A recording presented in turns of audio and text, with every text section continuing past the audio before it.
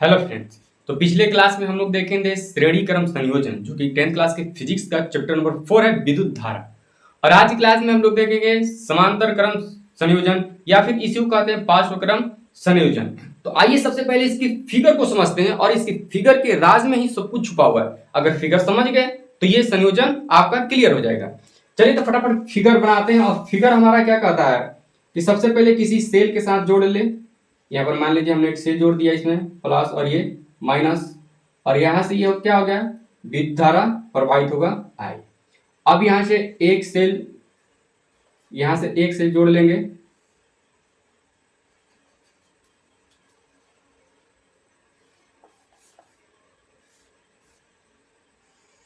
ये हमारा एक सेल हो गया। यहां से दूसरा फिर सेल जोड़ लेंगे,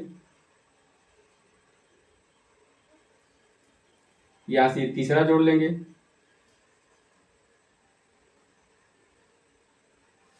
चलिए तो हमने ये फिगर बना दिया, जिसमें क्या है, ये एक सेल है और यहां से ये प्लस की ओर जा रहा है, तो विद्युत धारा यहां से प्रवाहित होगा। ये आपका क्या है, प्रतिरोध है। तो प्रतिरोध ये R1 हो गया, R2 हो गया, और यहाँ पर R3।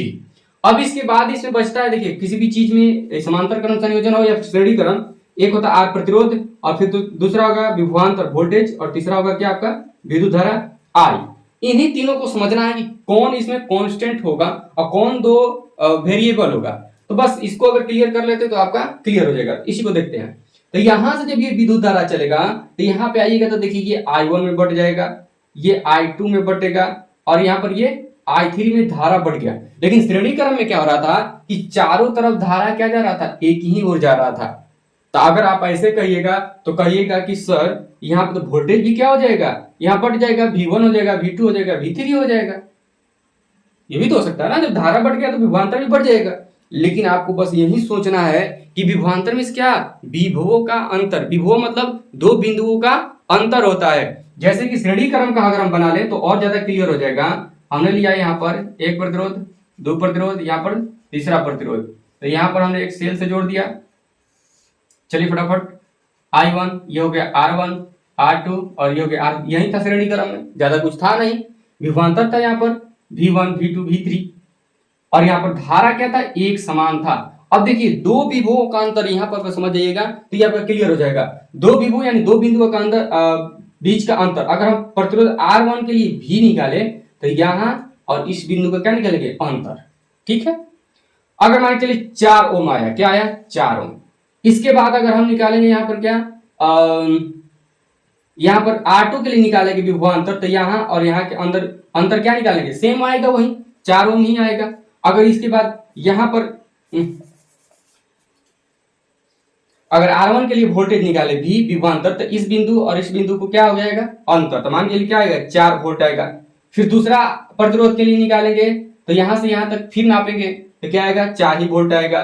फिर तीसरा प्रतिरोध के लिए भी नापेंगे तो यहीं भी तो बिंदुओं के बीच की दूर विभवांतर लेंगे ना, दो विभवों का अंतर, यहीं दो विभवों का अंतर लेंगे तो यहाँ पर भी क्या आएगा, 4 ही वोल्ट आएगा। लेकिन अगर इसमें देखें तो ये देखिए एक बिंदु, दो बिंदु, तीन बिंदु, और यहाँ ऐसे जोड़ा है।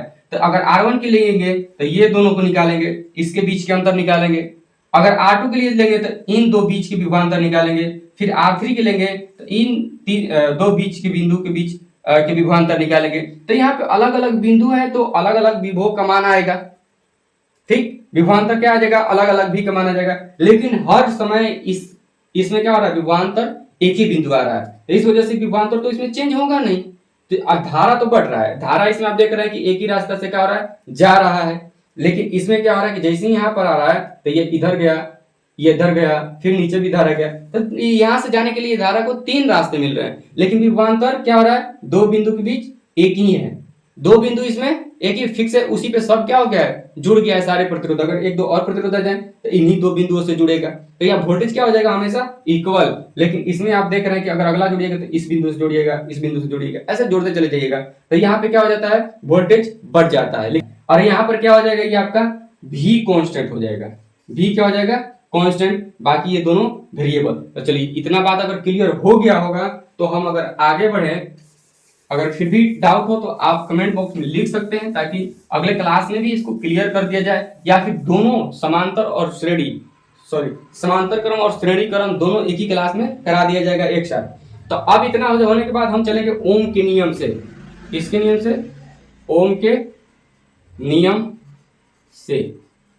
ये हो गया आपका व्यंजक प्राप्त करने के लिए समांतर क्रम श्रेणी का। आप चाहे तो परिभाषा देख सकते हैं, क्या है कि इन सभी प्रतिरोधों का एक बिंदु से और दूसरा सिरा दूसरे बिंदु से क्या हुआ है? जुड़ा हुआ है। तो आप परिभाषित कर सकते हैं कि संयोजन में सभी प्रतिरोधों का एक एक सिरा एक संधि पर और दूसरा सिरा दूसरी संधि पर जोड़ देते हैं। इस प्रकार के संयोजन क्या कहते हैं? समांतर क्रम संयोजन। यानी कि संधि मतलब क्या? जहां पे बहुत सारे प्रतिरोध आकर मिले या फिर बहुत सारे तार एक ही बिंदु पर आकर मिले, वो क्या हो गया? उसके लिए संधि हो गया।